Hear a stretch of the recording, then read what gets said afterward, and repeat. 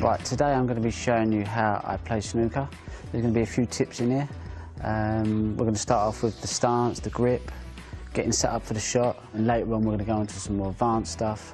But just to start off with, I think we're going to start with the basics, which is where to hold the cue and where to put your bridge hand and how to kind of line up the shot, which is the most important part. I normally like to hold the cue here with the flat facing up to the ceiling. Copied that off of Steve Davis when I was a young kid, so I've always stuck with that. As an average, you'd like to kind of keep your hand here, so you've got kind of a little bit of a cue overhanging, but not too much, all depending on what type of shot you're going to be playing. And then obviously we're going to be walking into the shot, and you obviously lead with your right leg first, which we're going to try and keep straight as an anchor, and then the left leg is something that you naturally would bend, and that will help you to get down to the shot parallel. And we want to try and keep this hand, all depending on what type of shot we've got to play, but as an average, I like that kind of distance from the ball. But obviously, again, all depending on what type of shot you're going to be playing. If you want more power, then obviously you kind of have a little bit more overhanging. So we're going to start off now by walking into the shot. So I walk into the shot, right leg straight, left leg bent, grip nice and loose, and as I come through, I slowly accelerate with the pressure grip there.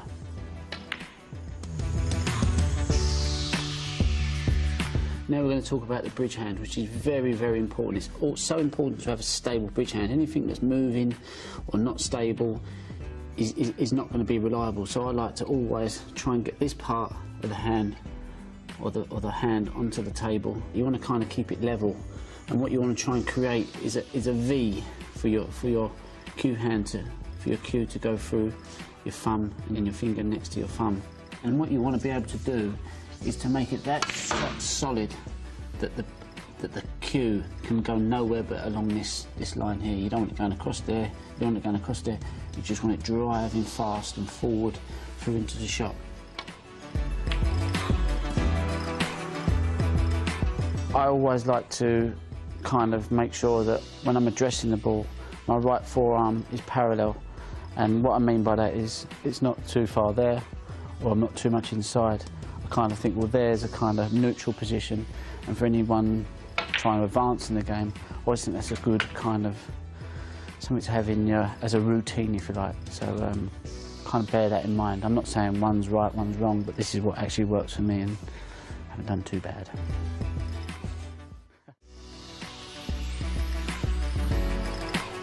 Now we're going to move on to the break building phase, which is, in my opinion, is the most important part of the game. If you don't score big breaks, you can't win frames. If you can't win frames, you can't win competitions. So for me, this is vitally important to get this part of the game right. It's a very, very simple shot, but my philosophy was always behind playing simple shots well. And if you play simple shots well, in theory, you should never really have to play a difficult shot. I'm going to run you through the shot here. I have the black off the spot. I have the white nicely behind it, and I'm going to try and just follow it in off 1, 2 cushions. And the aim of it is to try and bring our white out into the middle of the table, because leaving your white near the cushion is never a good idea. So the aim is to kind of try and get a good solid contact on the white and making sure that we're kind of in this kind of area. Here I go. Somewhere above the centre of the white. And we want to kind of keep it so as you stay there. And as you follow through, you kind of release the white and let it just flow.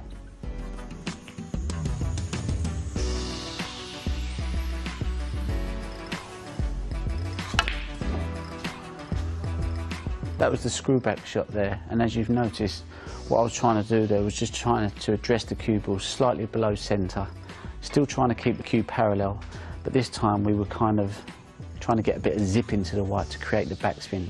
And once you get the backspin, the idea of good backspin is when it kind of has a delayed reaction. So you kind of hit the object ball, the black goes in the hole, and then the white takes a little delay and then it accelerates back. That to me is the idea of a good backspin. And once you get the control of a good backspin, you can hit it firm, but yet with control. Then breaks will become that much easier to score. The game will become that much more simpler. And from then on, you can start looking at making 147s. I'm now going to show you a great break building exercise. This is one a lot of the top professionals do. 5 reds between the pink and black. And what we're going to try and do is take red, black, red, black, red, black, and each time leaving ourselves a perfect angle on the black, to make it easy to get to our next red. So here we go, we're queuing up, kind of in the middle of the white, just below centre, little screw back. Now here's one of the shots that I would call a key shot, and it's called like a stun run through. So here I get down, I'm always in the middle of the white. There you see, I've potted the black, left myself a nice angle on this red. For me, about break building, it's about trying to play shots nice and firm so you can be positive with it. So we go down for this red, middle of the white, nice little follow through, leave myself a nice little angle on the black to then again bring my white across here. This is like a soft screw, so again just below centre, little soft screw, leave ourselves this angle onto the red. Again, we've got the perfect angle on the red. We're going to try and pot this red, leave ourselves a nice angle on the black, which I've managed to do. And again, I'm going to try and come off this top cushion and leave myself here. Always leave myself options. You've got two reds here, so I kind of want to make sure my white's here and not here. So if I go a bit too far for this one, I've always got this one here. So again, I'm going to be in the middle of the white for the black. And it's just all about delivery of the cue, keeping it nice and firm but under control. And as you can see there, I've left myself two options. I can play the bottom red or the top red, whatever I fancy. So again, I'm going to play the top red because it suits me on this shot. Once you start playing them shots regular, you start to feel much more confident with your striking of where you're going to get the cue ball. Your positional play will improve that much better, and that will, again, will enable you to score breaks with much less effort. The game becomes easy then, sometimes. Right, now we come to probably one of the most important parts of the game, along with break building. You've now got your safety side to the game. This will allow you to contain your opponent, to create opportunities. You couldn't look any further than someone say like Steve Davis, John Higgins. For me, they're the two best safety players I've ever played against. And today I'm going to be showing you one where you're trying to keep the balls tight, one where you're trying to play an aggressive attacking, and one where you're going to be playing a containing shot. Now I'm going to be playing the first type of safety, which is trying to keep the red stuck into them reds without trying to spread them and trying not to leave anything on. Go down onto the shot. Trying to miss the bulk colours at all costs, which I've managed to do. Coming through the yellow and the brown. And to me that looks like quite a reasonable safety shot. Now we go on to the second safety shot that I was talking about, and this is called the aggressive shot. You're playing well, you're feeling confident. You don't want to get tied down in those long safety battles. The reds are sort of tightly bunched together, but you've got one red out, which you can control really well. So the aim of the shot is to try and pot this, hit this red into these other reds. Again, get that white deep into that corner pocket as much as I can. And hopefully the balls are split open nice. But always concentrate on getting a good white. You can see I've opened the reds up nicely. I've managed to get a Brucey bonus, which is the snooker behind the green. But as you can see, I've now opened all these reds up. I've got 1, 2, 3, 4, 5, 6, 7, 8 reds that are potable. I've now got him in the snooker. He's banging trouble. This one is my least favourite. This means you're in a certain amount of trouble. You're not able to get the white ball back to bulk. Your only option now is to try and leave your white as tight to the back cushion as you can. What we're going to try and do here is play this red here, white off the side cushion, let it just trickle into the back cushion. I'm snookered on this red here, so I can't get back to bulk. It's the only shot available to me. It's not one that I actually want to play, but it's the only shot I can play. So the idea now is to get down here, try and hit this nice and smooth.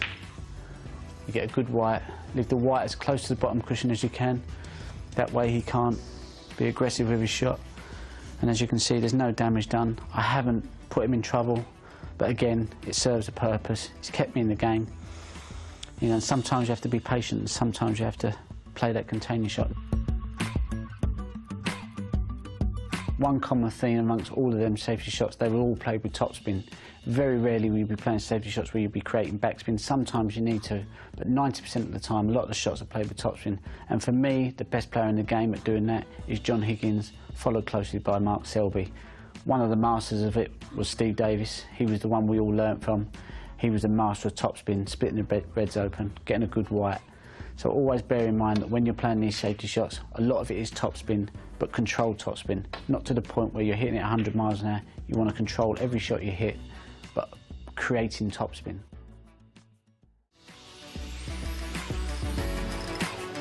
Seeing as we've had so much interest in the Masterclass, we've decided to put another one in. Today we're going to be talking about a certain shot called the soft screw.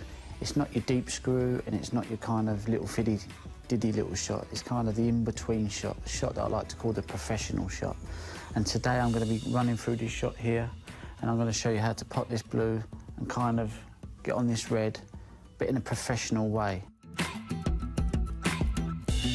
Everything soft screw way is done from the middle downwards. Anything above is classed as a follow through or a stun run through. So you start from the middle and work your way down. And because it's an in-between shot, it's for you to find out what works best for you. So what I would encourage you to do is to play this shot, keep the red in the same position, the blue in the same position, and play it in a variety of different spaces. So here we are with the blue. I'm getting down to the shot. I'm just below the middle. And I've kind of always accelerating my cue.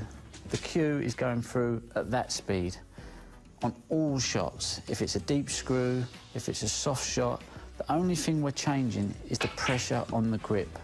So for a deep screw, you'll have a tighter grip. For some little run through, you'll have no grip at all. For the in-between shot, you kind of have to have a bit of both. You have to use your fingers just a little bit more.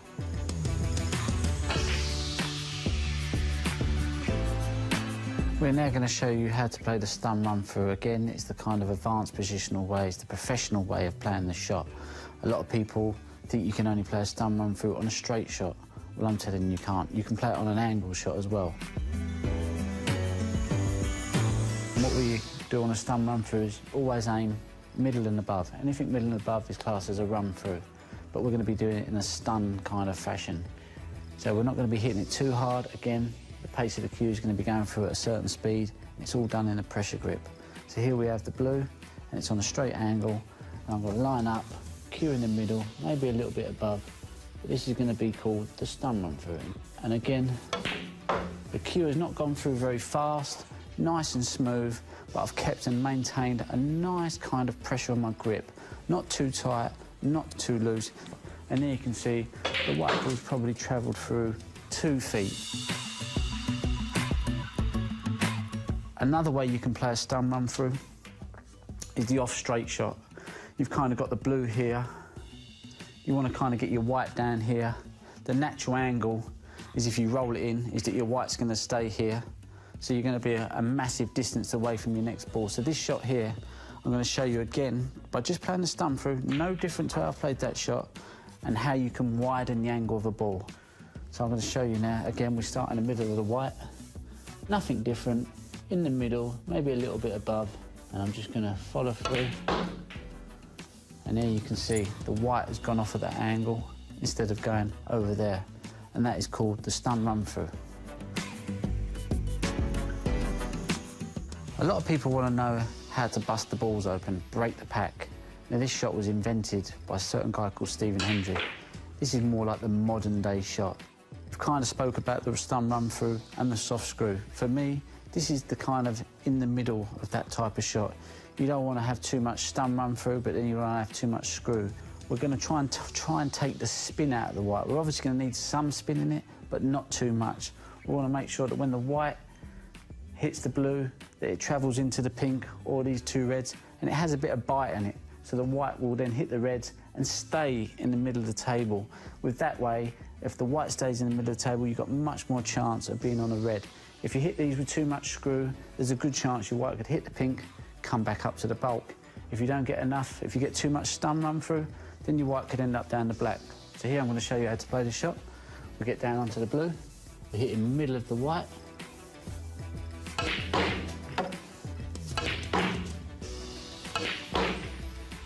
And again, I haven't hit it really too hard. There's no need to hit any ball hard. Again, it's all about the pressure of the grip, getting good contact on the white, getting a firm striking on the blue, taking the spin out of the white so you don't want too much grip or not enough grip. And as you can see, I've opened the balls up nicely and I'm on a red.